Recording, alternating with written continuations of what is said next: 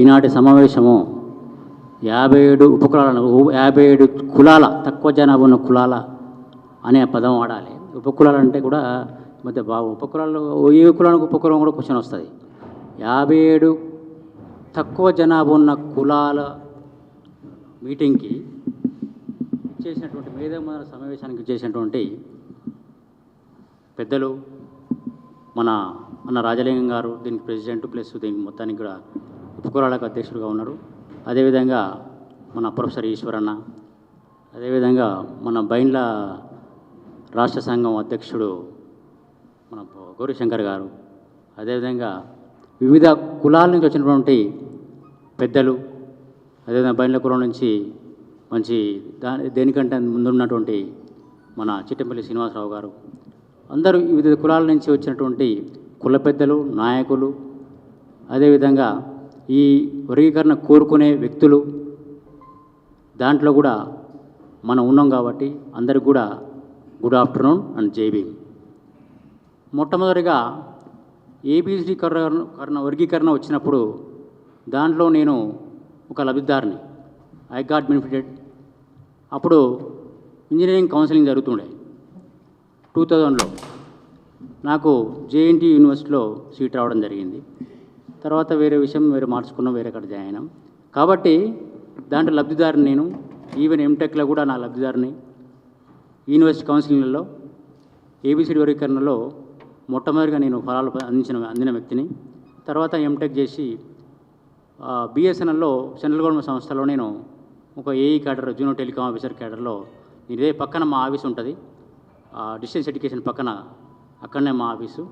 దాంట్లో నేను వర్క్ చేస్తూ ఉన్నా గత 15 సంవత్సరాల నుంచి. అదేవిధంగా మన కులపరం కూడా చాలా కార్యక్రమాలు చేస్తూ ఉంటాం. ఈనాటి విషయంకి వస్తే గత సుప్రీంకోర్టు తీర్పును అనుసరించి చూసినట్లయితే సుప్రీంకోర్టు తీర్పు రావడం ఒక ఎత్తు, ఆ తీర్పు అమలు కావడం అనేది ఇంకో ఎత్తు సవాలుగా మారింది.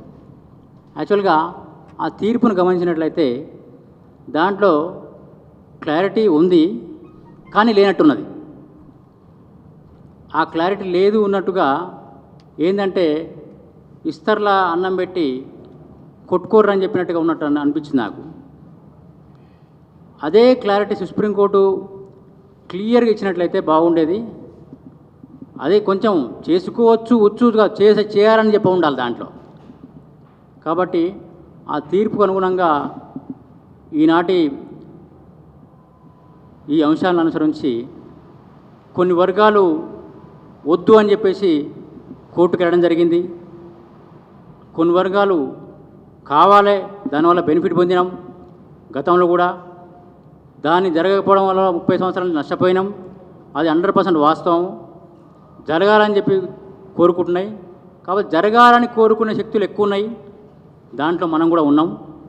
చిన్న కులాలు కాబట్టి ఉన్నటువంటి 57 కులాలు కూడా దాంట్లో ఉన్నాం, భాగస్వామ్యం అవుతున్నాం. అదే గొంతుకు వినిపించాలి. కానీ జరిగే క్రమంలో ఎలా జరగాలి అది క్వశ్చన్. జరిగే క్రమంలో ఎలా జరగాలని క్వశ్చన్. ఒకటి ఏంటంటే దీంట్లో క్లారిటీ ఏంటంటే ఒకరేమో జనాభా ప్రాతిపదికన రావాలంటున్నారు, తీర్పేమో వెనుకబాటుతనం, అంటరానితనం ఉండాలి. రిజర్వేషన్ వచ్చింది మొట్టమొదటిగా డాక్టర్ బిఆర్ అంబేద్కర్ గారు మొట్టమొదటి రిజర్వేషన్ తీసుకొచ్చింది ఏ ప్రాతిపదికన అంటే అన్టచబిలిటీ బేస్డ్. అంటరానితనం పోయేంత వరకు రిజర్వేషన్ ఉండాల్సిందే. మన ఎస్సీ కులాల్లో కోటీశ్వరుడైనా కానీ ఒక పేద బ్రాహ్మణ, పేద రెడ్డి అమ్మాయిని మన ఎస్సీ కుల పోరాగాడు చేసుకుంటే కులహత్యలు జరుగుతాయి. ఎప్పుడైతే ఈ తారతమ్యం పోవాలి, మన కోటీశ్వరుడైనా కానీ ఆ కులం క్యాస్ట్ అనేది పోదు. మనం మతం మార్చుకోవచ్చు కానీ క్యాస్ట్ అనేది జీవితంలో పోదు, అది డిఎన్ఏలో ఉండిపోతుంది. ఏడికి పోయినా ఈ క్యాస్ట్ అనేది ఈవెన్ విదేశాల ప్రపంచంలో ఎక్కడ దుబాయ్, అమెరికా పోయినా కూడా ఈ జాడ్యం వస్తూనే ఉంటుంది. ఆడికి పోయినా కూడా క్యాస్టిజం ఎండపడుతూనే ఉంటుంది. మనకు ఎక్కడ పోయినా మనం వెయిట్ కార్ జాబ్ వేసినా, ఇన్షర్ట్ వేసినా, కొట్టి మంచి కోట్ వేసుకున్నా కానీ, మంచి టాలెంట్ తోటి కంపెనీ సీఈఓ అయినా కూడా, ఒక రేపనాడు మైక్రోసాఫ్ట్ సీఈఓ అయినా కూడా మనకు టాలెంట్ ఉన్నా కానీ రిజర్వేషన్ తక్కువ కులం కాబట్టి వచ్చింది, కులం వేసు. ఇప్పుడు ఈవెన్ ఈ మధ్యలో ఏ టాలెంట్ వచ్చినా కూడా గూగుల్లో వెతుకుతూ ఉన్నారు ఏమని, క్యాస్ట్ ఏందని. దాన్ని బట్టి డిసైడ్ చేస్తూ ఉన్నారు. టాలెంట్ ఉన్నా కానీ క్యాస్ట్ తోటి ఇంతేగా అనే క్రమంలో జరుగుతూ ఉంది. కాబట్టి బేసికల్గా మనం అర్థం చేసుకున్న విషయం ఏంటంటే అంబేద్కర్ గారు తీసినటువంటి కాన్సెప్ట్ ఏంటంటే అంటరాని కులం బేస్ చేసి అంటరానితనం బేస్ చేసుకుని రిజర్వేషన్ తీసుకోవడం జరిగింది. అదే కాన్సెప్ట్ ఉండాలి.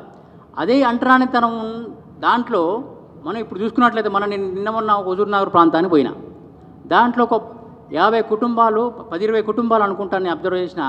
డక్కలి సామాజిక వర్గం ఉన్నటువంటి కుటుంబాలు రోడ్డు మీద ఉన్నారు, గుడిసెలు ఉన్నాయి, ఇంతవరకు స్థిర నివాసాలు లేదా వాళ్ళకి. కొందరు అడిగిన ఆధార్ కార్డు ఉంటే కొందరు లేవాలి, ఆ గుర్తింపే లేదు. అంటే వీళ్ళలో కూడా అంటరానితనం చాలా ఉన్నది. మన దాంట్లో కూడా వాళ్ళ ఇంట్లో రానిచ్చేది లేదు, ఇచ్చిన మెట్లో కుల వ్యవస్థలో. కాబట్టి ఫలాలు ఎవరు దక్కాలి? ఎవరికైతే ఇంతవరకు మనకు తినడానికి ఏం లేదు అలాంటి వాళ్ళకి ఫలాలు దక్కాలని మనం కోరుకోవాలి. అది సమంజసమే. కానీ ఇప్పుడు రాజకీయ శక్తులు కావచ్చు, ఇప్పుడున్నటువంటి కేంద్ర ప్రభుత్వ ప్రభుత్వం ఎన్ని పార్టీలు కావచ్చు, బీజేపీ కావచ్చు, కాంగ్రెస్ కావచ్చు, ఏదైనా కావచ్చు, ఏ రాజకీయ శక్తులైనా కావచ్చు, వాళ్ళకి ఓటు రాజకీయం అనేది కావాలి. ఎక్కువ ఓట్లు ఉన్న వాళ్ళకే వాళ్ళు ప్రాధాన్యతనిచ్చి వాళ్ళు చెప్పిన గొంతుగానే వింటారు. తక్కువ ఓట్లు ఉన్న వాళ్ళని వాళ్ళు వినే పరిస్థితి లేదు. కాబట్టి ఈ దిశగా మనం ఏంటంటే చాలా చాకచక్యంగా మనం ఒకటే ఏజెండాతో ముందుకు పోవాల్సిన అవసరం ఉంటుంది. నా అభిప్రాయం ఏంటంటే మనం మా చిన్న కులాలు జరిగే న్యాయం జరగాలంటే వాళ్లకు 5-7% రిజర్వేషన్ ఇవ్వాలి. మాకు వేరే వాళ్లకు ఎంత ఇచ్చినా మా సంబంధం లేదు. మా గోల మాది, నీ గోల నీది. మాకేంది, there should be provision to provide 5-7% of reservation for eradicating the poverty as well as the untouchability in the smallest castes among 59-57 are smallest castes. Of course in Telangana ఒక 30-35 ఉండొచ్చు. ఎన్నున్నా కానీ వాళ్ళకు న్యాయం జరగాలంటే ఈరోజు ఉస్మానియా యూనివర్సిటీ మెట్లు ఎక్కని కులాలు ఉన్నాయి. ఓకే, ఒక పీజీ చేయని విద్యార్థులు ఉన్నారు, డిగ్రీ కూడా చేయని విద్యార్థులు ఉన్నారు, కొన్ని కులాలలో 10th క్లాస్ కంప్లీట్ చేయని విద్యార్థులు ఉన్నారు. అలాంటి విద్యార్థులకి మనం ప్రోత్సహించి అలాంటి వారికి మనకు రిజర్వేషన్ ప్రతిఫలాలు అందించాలనే కాంక్షతోటి మనకు రిజర్వేషన్ తీసుకురావడం డాక్టర్ బిఆర్ అంబేద్కర్ గారు. అంటే చివరి వానికి కూడా రాజ్యాంగ ఫలాలు అందాలి. అప్పుడే రిజర్వేషన్ అనే కాన్సెప్ట్ కంప్లీట్గా ఇంప్లిమెంట్ అయినట్టు, రాజ్యాంగ స్ఫూర్తి అనేది కంప్లీట్ జరిగినట్టుగా భావించాలి మనం. కానీ ఇది జరిగిందా? గత 75 సంవత్సరాల నుంచి జరగలే. 75 సంవత్సరాల నుంచి జరిగిన మన వాళ్ళు ఉన్నారు, అటెండర్ పోస్టుల్లో, ఇంకో చిన్న పోస్టులు ఉన్నారు. ఎవరున్నారు? ఐపీఎస్ ఐఏఎస్ ఆఫీసర్ ఉన్నారు ఎవరన్నా? ఇప్పటివరకు ఈ 57 కులాల నుంచి డైరెక్ట్గా ఐపీఎస్ ఐఏఎస్ ఆఫీసర్ ఉన్నారా ఎవరన్నా? కాకపోతే కొంతమంది ఉండొచ్చు, వాళ్ళు ప్రమోషన్ మీద ఐఏఎస్ కావచ్చు. ఓకే, మా దగ్గర మా కులంలో చిన్నపక్క దేవదాస్ గారు మా పెదనాన్న ఉన్నారు. ఆయన ఒక ఐఏఎస్ ఉన్నాడు. ఏంటంటే ఆయన జాయింట్ కలెక్టర్ నుంచి కలెక్టర్ దాకా ప్రమోషన్ అయిపోయిండ్రు. కానీ డైరెక్ట్గా అయ్యి ఉన్నారు ఎవరన్నా? Nobody is there. కాబట్టి కొన్ని చూసి మీకునంటే ఇప్పుడు మనం మెయిన్గా ఏంటంటే ప్రభుత్వ శాఖలల్లా ఏ కులానికి ఎన్నో జాబులు ఉన్నాయి అనే డేటా తీస్తున్నారు గవర్నమెంట్. ఇప్పుడు ఏం జరిగినా కానీ చివరికి లెక్కలు కావాలి. ఎంత ఉన్నారు, ఎన్ని జాబులు వచ్చినాయి, కులపరంగా ఎన్ని వచ్చినాయి. ఫర్ ఎగ్జాంపుల్ మా బిఎస్ఎన్ఎల్ అంటే స్టేట్ గవర్నమెంట్ మాత్రమే ఇది స్టేట్ గవర్నమెంట్ సమస్య కాదు, రేపు సెంట్రల్ గవర్నమెంట్ కూడా వర్తించాలి. ఇది లైక్ బిఎస్ఎన్ఎల్ సెంట్రల్ గవర్నమెంట్ ఉన్నది, బిహెచ్ఎల్ సెంట్రల్ గవర్నమెంట్ ఉన్నది, డిఆర్డిఓ సెంట్రల్ గవర్నమెంట్ ఉన్నది, భారత్ ఎలక్ట్రానిక్స్ సెంట్రల్ గవర్నమెంట్ ఉన్నది, electronic corporation of India limited central government ఉన్నది. ఇవన్నీ దీంట్లో జాబులు ఎట్టిపోతాయి? దీంట్లో జాబులు వాళ్ళు ఎట్లా పంచుకోవాలి? మరి ఇది only state government state government కొట్టుకో అంటే నువ్వు సెంట్రల్ గవర్నమెంట్ ఈ చేతిలో నువ్వేం చేయాలి? నువ్వు చేయాలా లేదా? దానికి విధానాలు లేయి. పిఎస్సీలో పబ్లిక్ సెక్టర్ యూనివర్సిటీలో నెంబర్ ఆఫ్ వేల జాబులు ఉంటాయి. మా బిఎస్ఎన్ఎల్ దాదాపు 60,000 మంది జాబులు. రేపు రిక్రూట్మెంట్ 5-6 కూడా వేసే క్రమం ఉంటాయి. అవుతుంది. 5-6 ఎంతమంది నష్టపోతారు దాంట్లో వర్గీకరణ జరగకపోతే? సెంట్రల్ గవర్నమెంట్ కూడా రావాలి కదా. అది స్టేట్ గవర్నమెంట్ వదిలిపెట్టి కాదు, సెంట్రల్ గవర్నమెంట్ రైల్వేలో మస్తు జాబులు వస్తాయి, రైల్వే నోటిఫికేషన్ వస్తుంది. What about that concept? దాంట్లో కూడా ఏం జరగవద్దు. ఒకసారి ఇంప్లిమెంట్ అయిందో కాన్సెప్ట్ వచ్చిందంటే everywhere wherever government job is there, wherever educational opportunities are there in every institutions it should be implemented. ఇప్పుడు సెంట్రల్ యూనివర్సిటీ కూడా ఇంప్లిమెంట్ చేయాలి, ఎన్ఐటీస్లో ఇంప్లిమెంట్ చేయాలి, ఐఐటీలు ఇంప్లిమెంట్ చేయాలి. ఎందుకు ఇంప్లిమెంట్ చేయకూడదు? వర్గీకరణ ఇది కాదా? ఇది దీనికోనేమా దానికోనేమా? అది కాదు కదా.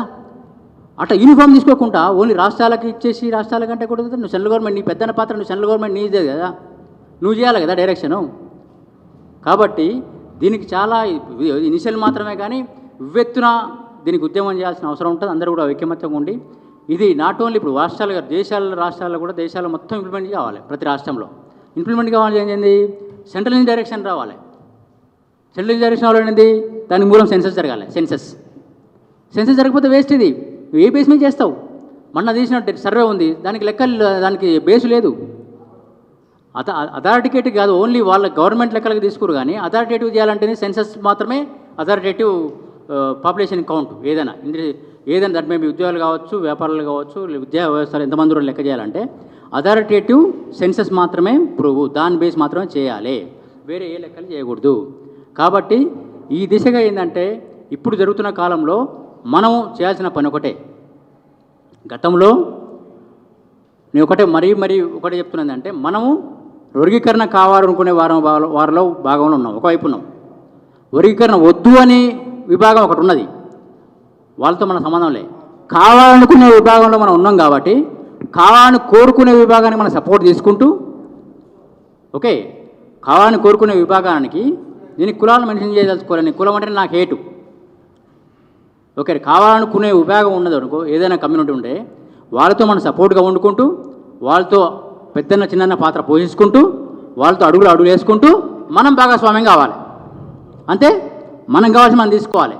కానీ వాటితో పోట్లాడి చేసుకుంటే మాత్రం మనకు అన్యాయం జరుగుతుంది. కాబట్టి ఇప్పుడు జరుగుతున్న కార్యక్రమం మందకృష్ణ తీసుకున్న నిర్ణయం ఏదైతుందో ఆ నిర్ణయం ఫిబ్రవరి 7 జరుగుతుంది.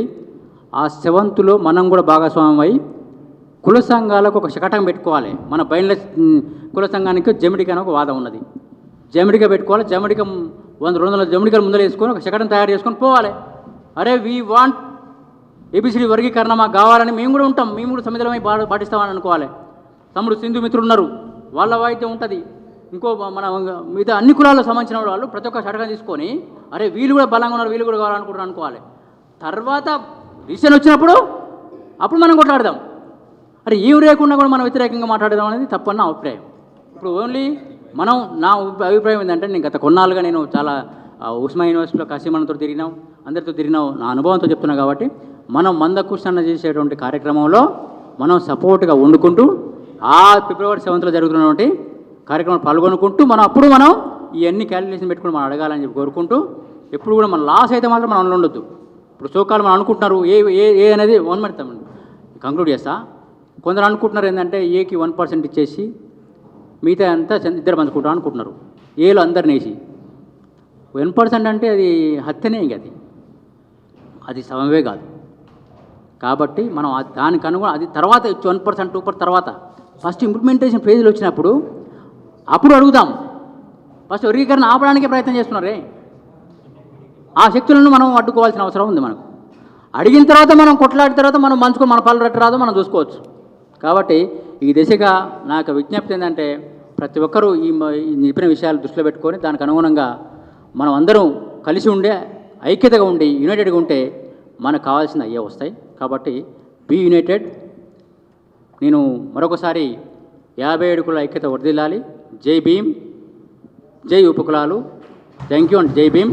ఈ అవకాశం ఉన్నటువంటి తమ్ముడు తాళ్ళ అజయ్కి, మరి ఇక్కడ ఉన్నటువంటి అందరికీ పెద్దలకు కూడా ధన్యవాదాలు తెలుపుకుంటూ ముగిస్తున్నాను. Thank you.